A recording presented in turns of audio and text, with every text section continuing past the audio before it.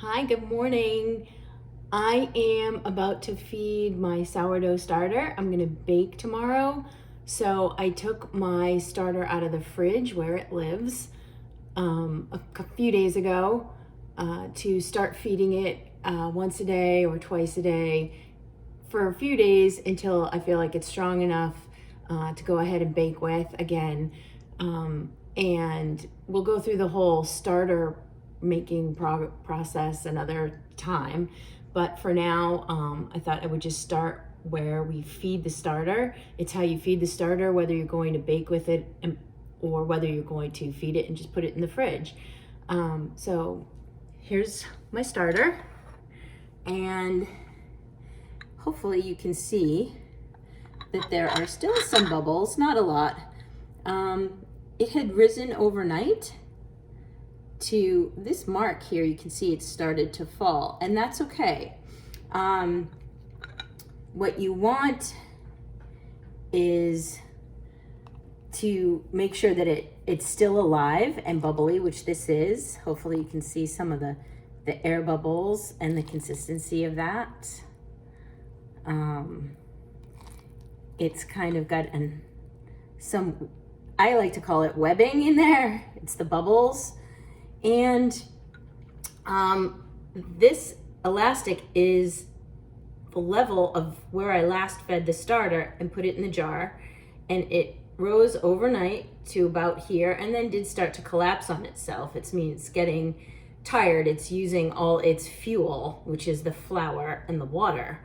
So I'm going to take the elastic off, and I'm going to put it on the clean jar that we're going to use. I have a small bowl here on a scale. My scale goes in either metric or US measurements, and for this I always use metrics.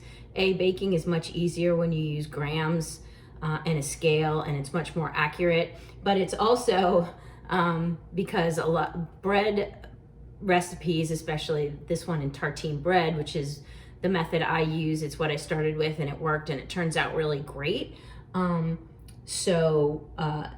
They use grams, and it's much easier to figure out the proportion and hydration of your dough, which we'll talk about later. Not super important at this point, but with my starter, I take with a small rubber spatula 25 grams. That was 12, so we're gonna put a little more, 22. I like to do the same formula every time. So that's 25. And then I zero out the scale again. And I had measured right before I started with this thermometer some warm water of 76 degrees. And we're gonna measure out, make sure your scale is zeroed, 50 grams. So that's twice as much as the 25 grams of starter that we're using.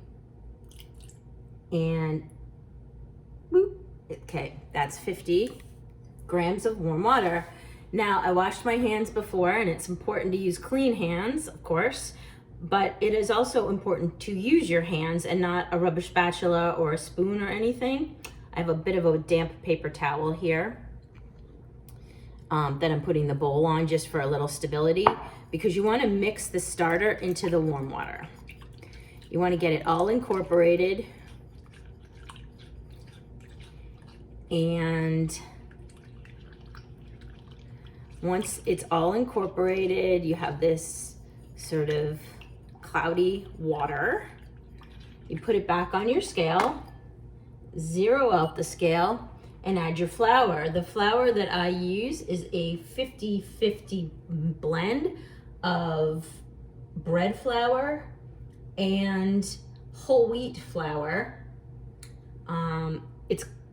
We use bread flour because it's stronger, it's got more protein, and so does whole wheat flour. So it holds the structure of the bread better. So that was slightly more than 50 grams. So I'm going to take some out, and now we're exactly at 50.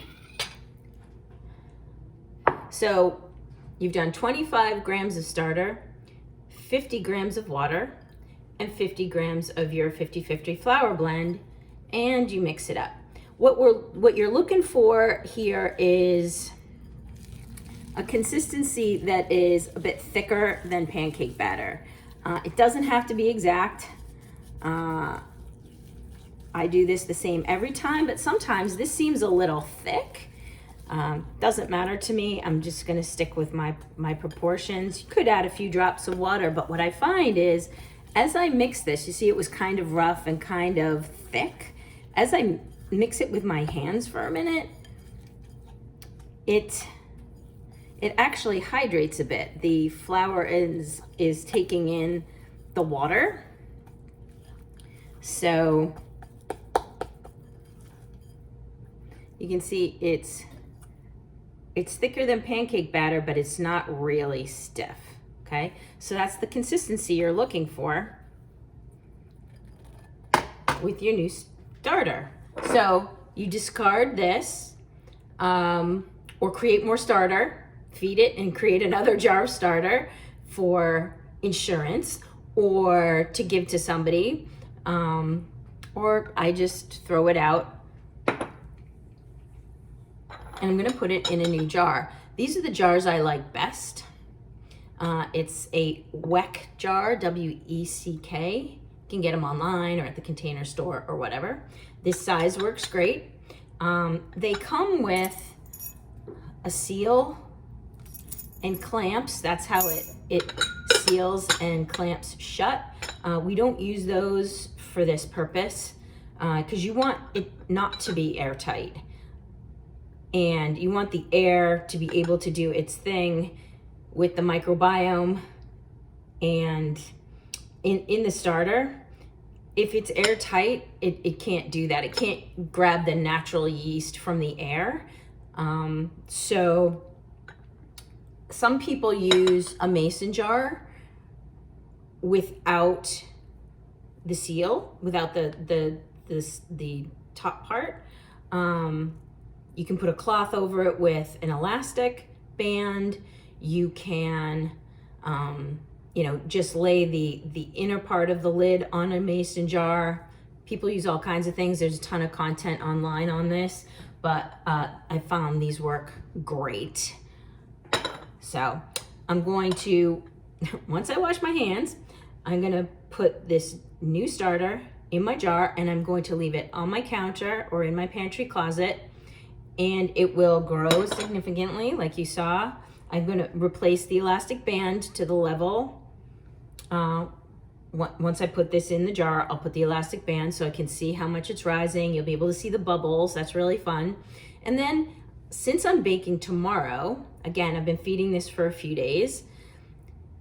Since I'm baking tomorrow, I am going to create the leaven tonight, which is sort of a version of starter. That's all it is. It's just more flour and water, but different proportions in a bigger jar because there's going to be a lot more of it.